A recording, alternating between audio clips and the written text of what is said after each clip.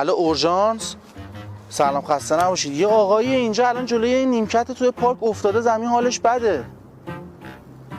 نمیدونم، یه دقیقه وایسا. نه نبضش نمیزنه. یه شلوار سفید داره و یه کاپشن سبز رنگ هم پوشیده، عینک هم زده. بنده خدا. جان چرا داری آدرس منو میدی عزیزم؟ حاجی بنده خدا نمیدونم چه شده. ای وای. میشه شما خودتون رو زود برسونین؟ کسی اینجا نیست داداش. آخه حاجی جوونم بوده بیچاره. نبضش نمیزنه. کسی اینجا نیستش که.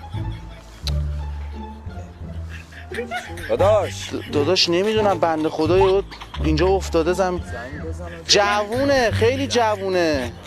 حاجی وایسا. داداش شما نمیبینی؟ رنگ من بذار گوشیشو بردار. حاجی یه دقیقه عینکشو بردار، عینکشو. بابا من که اینجام. مرده نبضش نمیزنه.